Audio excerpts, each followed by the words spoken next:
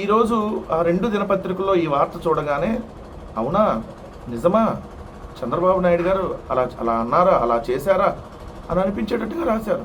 ఏంటి ఈ వార్త అంటే, చంద్రబాబు నాయుడు గారు ఇక్కడ నిన్న తెలుగుదేశం పార్టీ నాయకులతో టెలికాన్ఫరెన్స్ నిర్వహించారంట. దాంట్లో పార్టీకి నష్టం కలిగిస్తే ఉపేక్షించను, తెదేపా నేతలకు అధినేత చంద్రబాబు హెచ్చరిక, ఎమ్మెల్యే దగ్గుపాటి వ్యాఖ్యలపై తీవ్ర ఆగ్రహం. ఇది రోతనాడు అలియాస్ ఈనాడులో. బూతు జ్యోతిలో బాధ్యత ఉండద్దా, మీరు చేసే పనులకు పార్టీ నష్టపోవాలా, కొందరు ఎమ్మెల్యేల తీరుపై చంద్రబాబు సీరియస్ సీరియస్ సీరియస్ అండి, ఇది వెరీ వెరీ సీరియస్. ఎస్, ఆముదాల వలస, గుంటూరు తూర్పు, అనంత ఎమ్మెల్యేలపై నివేదిక ఇవ్వండి. రాష్ట్ర నాయకత్వానికి ముఖ్యమంత్రి ఆదేశం.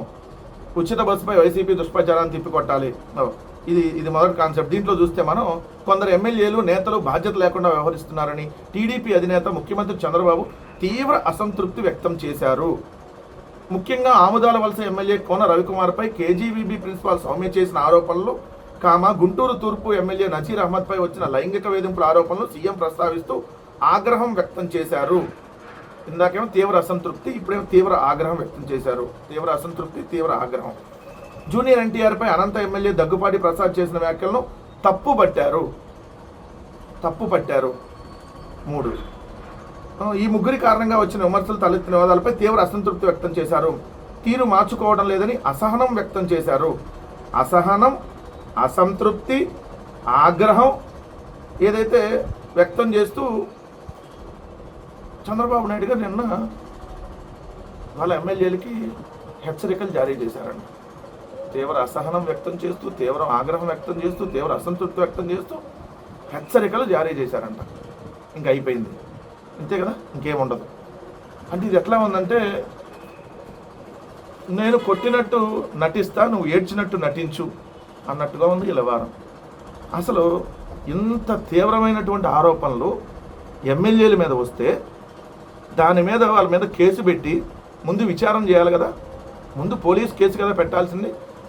దగ్గుపాటి మీద కావచ్చు, ఎందుకంటే జూనియర్ ఎన్టీఆర్ గారిని, హరికృష్ణ గారి భార్యని లంబూతులు తిడితే, జూనియర్ ఎన్టీఆర్ గారి మదర్ని లంబూతులు తిడితే, లంబూతులు జూనియర్ ఎన్టీఆర్ని తిడితే, ఆనా డాషు, ఈనా డాషు, లం డాషు అని చెప్పి కేసు పెట్టరు. చంద్రబాబు అసంతృప్తి వ్యక్తం చేశాడని పేపర్లో వచ్చేస్తే అయిపోయింది, అంతే. లైంగిక ఆరోపణలు చేస్తా, ఒకళ్ళని కాదు అనేక మందిని. Kona Ravikumar, no case, no police case, only Chandrababu ఆగ్రహం వ్యక్తం చేశాడు, అయిపోయింది. Nazeer Ahmed, no case, no police. మరి పత్యాపారాలంటే ఈ కదా, ఇప్పుడు ఈ పత్యాపారాలు చేసే వాళ్ళ మీద కదా ముందు కేసులు పెట్టాల్సింది.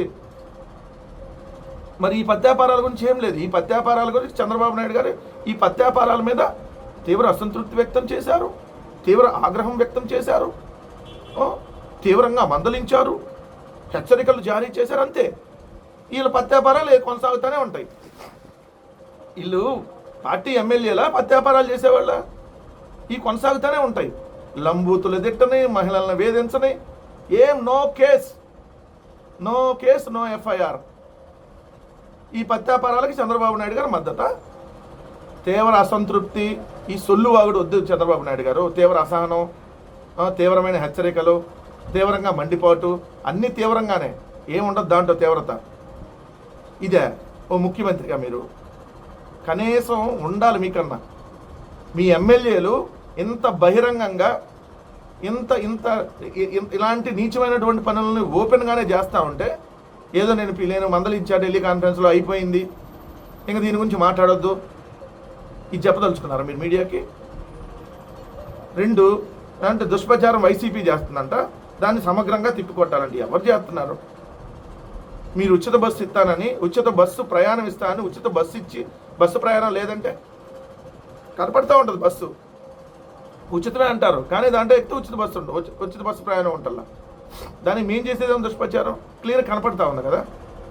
సో చంద్రబాబు నాయుడు గారు ఇది చూస్తే ఎలాంటి స్టేట్మెంట్లు ఇస్తాడో.